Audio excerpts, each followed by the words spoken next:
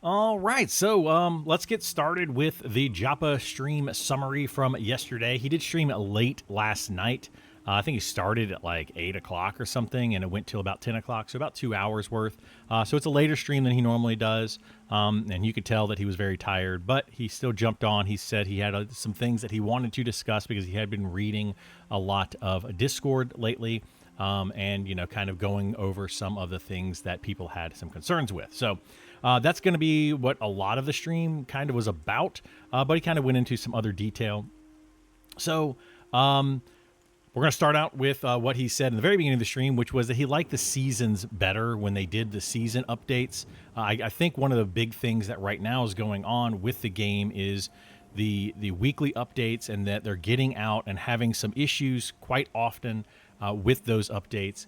When they did the seasons, they felt they were able to push out something that was a little bit more stable and in a better place. So he liked the season updates better, and they do kind of want to get back to that. We'll probably talk about that a little bit more as we get down there. But basically, get back to a roadmap situation where here's the roadmap, here's what we're going to do, and this is the plan going forward, so people are a little bit more aware of what's going on. One of the things that he did mention and kind of show off is the Silent Plains and Wild's End fog is starting to get fixed. You can see here, we still have tons and tons of really thick fog. This is the kind of fog actually that I don't mind in the game. So a lot of people are talking about how, oh, I love the fog and the fog is fine, etc. This right here, I don't mind for fog. This is great. It's the Silent Plains fog that is just blinding in some ways, and then like other ways it's just awful. It's just an awful thing, and they are fixing that in Wild's End and Silent Plains. That they're starting to fix that. They did show off a full robe graphic concept at the 14-minute mark, and then a circlet graphic concept at around the 16-minute mark. So we showed off those two. The full robe you've seen before. They've added a few little extra details to it. I think it's fully finished now.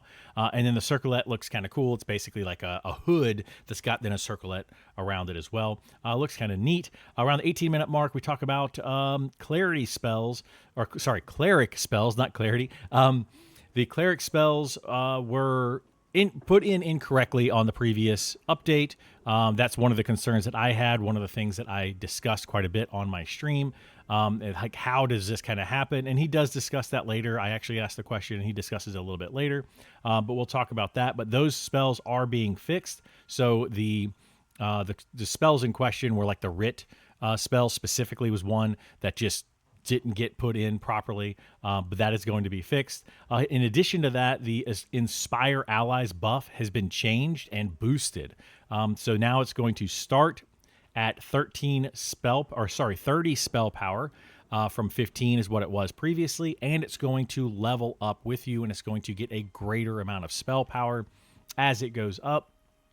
Personally, from my experience, that is going to be an insane amount of spell power for the clerics, and probably shouldn't be as high as it's getting to, because he boosted his character and got up to like 128 spell power bonus for the duration of the spell, which is going to be absolutely bonkers in certain situations. So we'll have to test that out hopefully today and see how it looks. The Arc of Light spell also now scales with level. That's the one that bounces between healers or characters in your party, and that now scales with your level, so it's going to heal for more.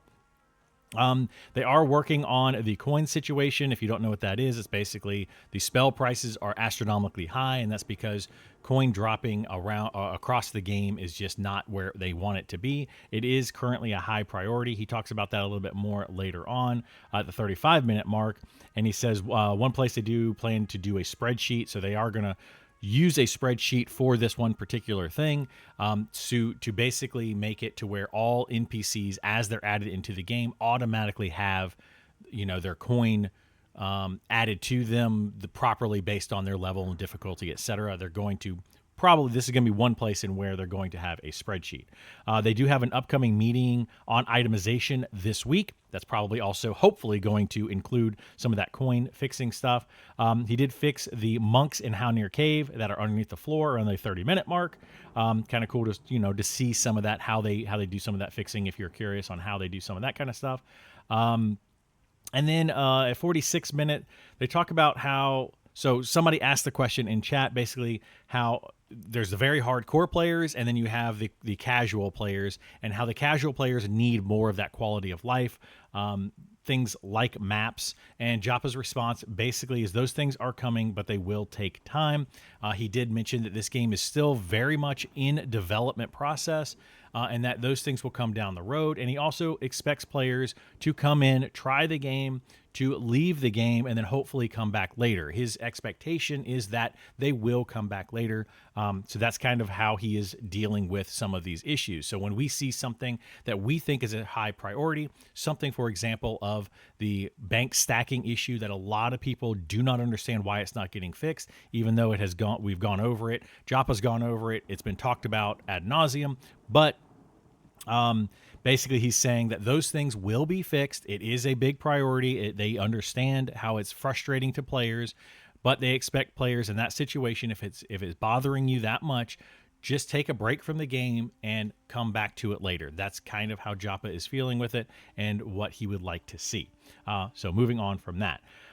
He at the 52-minute mark, he does admit that they have made some mistakes, they've had some blemishes, etc., and simply says we are aware and they appreciate the feedback. So he doesn't want people to stop sending the feedback, even though in some cases people give feedback in a very harsh manner. I know that I am one of those. He does appreciate that feedback, and he understands that there are mistakes, and we also need to understand that mistakes will happen and blemishes will be in the game, and they are aware and hopefully fixing those. So that's where they're at on that.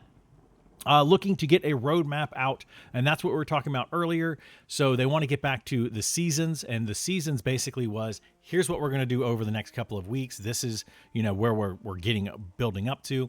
So basically what it all boils down to is they're trying to right now get everything into the game to get that foundation. Once they have that foundation, they're going to start hopefully working on more seasons. I don't think it was this part of the stream, but at some part of the stream, somebody did ask about GM events, and that is another thing that they would like to do in the future, are GM events, and that might be tied in with some of the season stuff where they basically are like, hey, this is what we're going to do over the next couple of weeks. Please enjoy this content, and they're going to give us a roadmap of that, and then we'll get another roadmap over, another duration later on. So that's what they're planning on doing with the roadmaps. He talks about that briefly at the 54-minute mark. Let's see. Lots of mention of things coming soon, like epic abilities and dungeons. So around 55 minutes, he talks about how a lot of these things are going to be coming. So new dungeons. There's the Ash Breather Caves, but then there's also the Black Rose Keep that is coming, which he talks about later on. I'll go ahead and talk about it now a little bit. But Black Rose Keep will have most likely the first raid in it. Previously, he said in a previous stream that the Ash Breather caves will have the first raid, so we'll have to see which one. Those are kind of, they're not really linked together, but they're kind of similar in style. They're in completely different locations.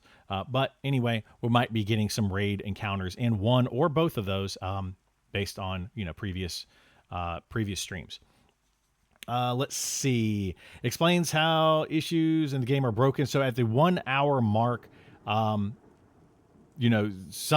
issues like the writ of refreshing, they come into the game and they're broken. Joppa basically talks about this. I asked the question in chat and he responded to it. Basically that, it's a timing thing. Sometimes, something might be finished or not finished yet and put into something, and then somebody snapshots it effectively to then take that into the game before Joppa is able to get it finished, or another dev is able to get that finished. They may finish it later in the day, but at this point, that's now been grabbed and being pushed out to us, and it's a bad timing issue.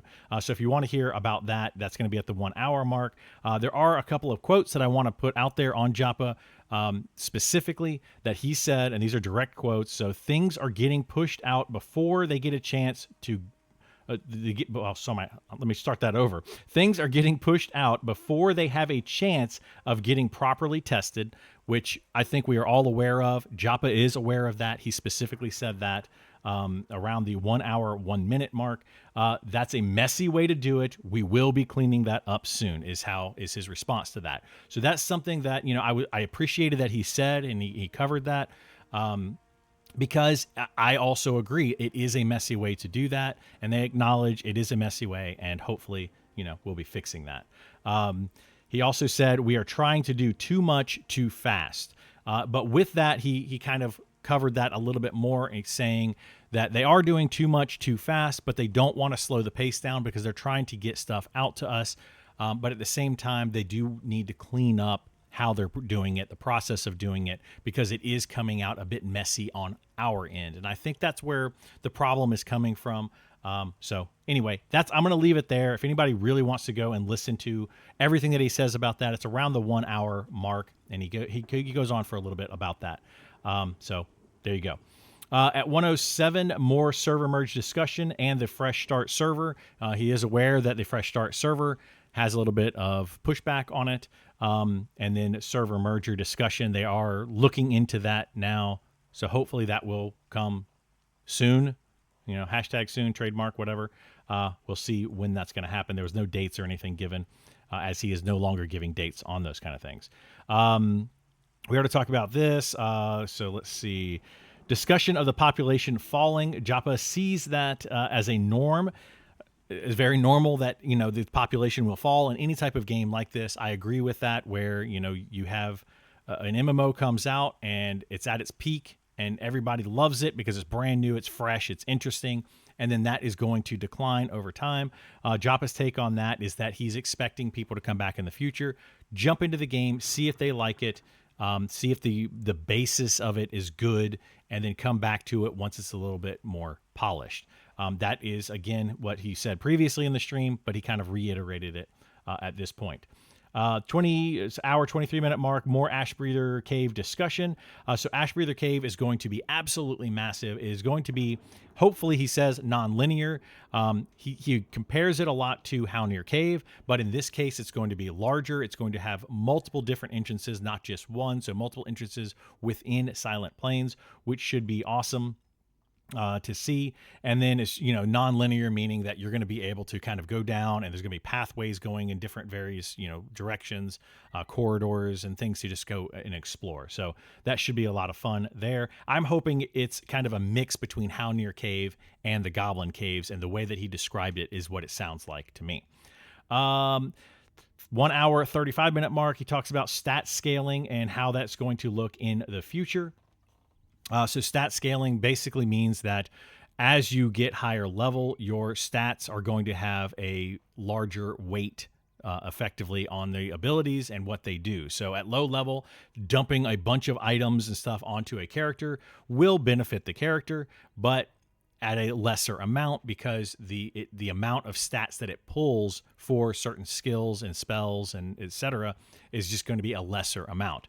He does go into a little bit more explanation about that at about the 1 hour 47-minute mark, saying that stats are going to have equal weight, meaning that if you look down here, for example, this stat or this skill uses int and strength equally. So if you increase your int and you increase your strength, then it's going to take an equal amount of both of those to basically boost this particular skill.